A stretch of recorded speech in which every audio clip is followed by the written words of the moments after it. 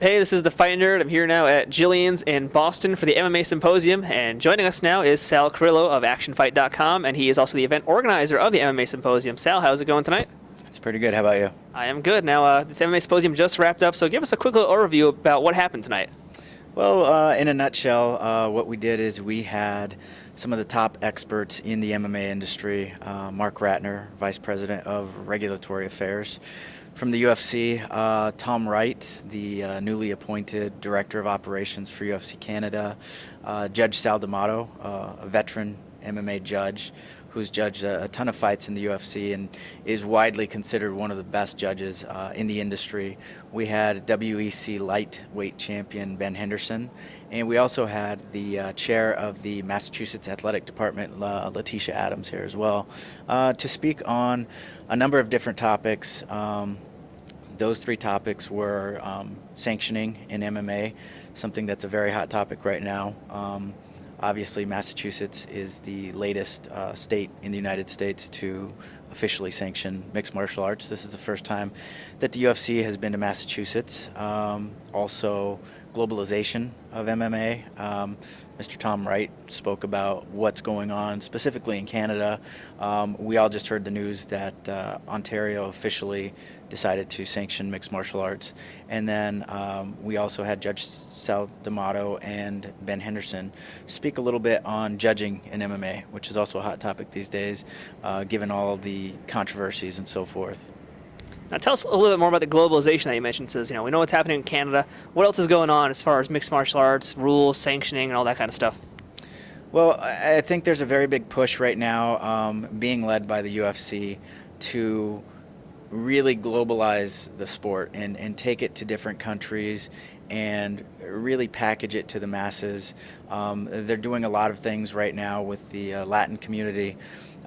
There's talk about going to Mexico City. Obviously, with the opening of the Toronto Canadian office, they think that Toronto is a huge market, given their fan base and so forth. We just heard from Marc Ratner speaking about how the UFC was in Australia this year.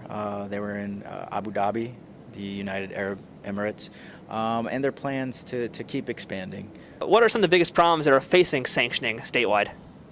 I think it's education, number one, and also I actually asked Marc this question at the symposium, is what the importance was of a either national or international organization that kind of is an umbrella for all of the sanctioning bodies.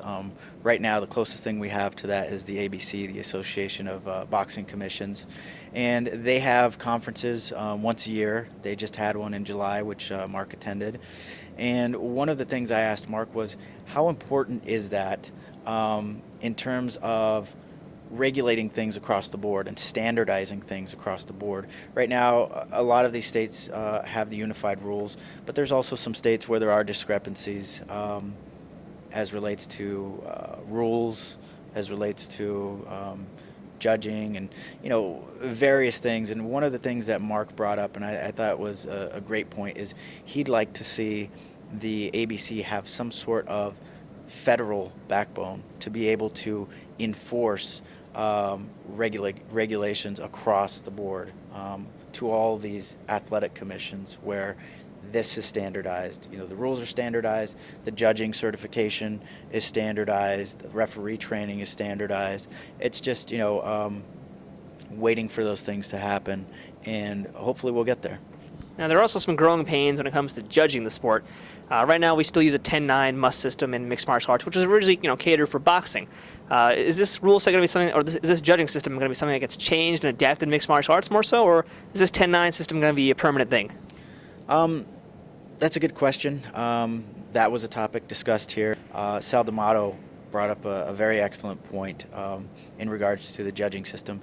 He mentioned the potential use of a half-point system, as has been utilized with kickboxing events in the past, where if it's a very close fight, maybe it's not a 10-9 round. Maybe it's a 10-9.5.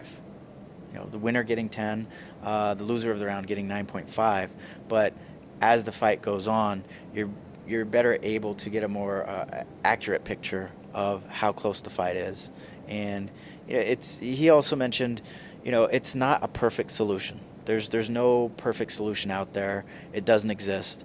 When it comes down to it, it's one person's opinion of how the fight went. As much as they have judging criterias, at the end of the day, one judge may say that this punch landed harder and did more damage than another punch, and another judge might have seen it completely opposite. But I think, once again, education and training are the biggest pieces here to make sure that these judges that may come from a boxing background, that may come from a strictly grappling background, understand the entire sport. Whether or not the judging system will actually change, it's kind of up in the air. Ben Henderson made a good point. He said, I like the current judging system. I don't have any problems with it. And the crowd kind of laughed because he has an 11-1 record. He hasn't really needed to go to the judge very much. But he said he likes the way the judging system is. He wouldn't necessarily change it. There were some things that were brought up in regards to instant replay or monitors being used. He'd like to see that instituted, but we'll see where it goes. Now, as I mentioned at the start of this interview, we're here at Jillian's in Boston. It's a pretty big space. You had a lot of very important people come to this show, and this is also free to the public to attend. So, you weren't making any money off this. What was the purpose of doing this? Once again, it's just the education of fans, media, fighters, MMA industry professionals. We had people here from nutritionists to clothing and apparel companies. We had a very broad range of people that are interested in the industry that don't normally get this opportunity to see the inner workings of the sport. It was basically to get that information out, to have an open discussion. I think that's why the question and answer segment was so important. We got to ask questions to things that we didn't know about, things that we wanted to know more about, and they got to pass along some information that they thought, people out there don't really know much about. And it was very interesting to see that someone like Ben Henderson came up to me after the symposium and said, "This was awesome. I was talking to Judge Sal D'amato. I learned so much. There's some things that I didn't know." So my whole idea with this, like you said, there was no cover charge. People were able to attend for free. The panel speakers were gracious enough to donate their time. They weren't being paid for it. Jillian's was one of the premier sponsors of this, so I got to send a shout out to Jillian's for helping this happen, helping to make this happen. Fight of Your Life Communications also helped out. MMA Out Loud helped out in terms of sponsoring, and I just wanted to put something together. I wanted to take advantage of all the media attention, all the people here in town, get some more buzz going here in Massachusetts, and hopefully that'll continue in different states, get this discussion going more, and people like yourself being interested in this and broadcasting this information out there for everybody to hear about.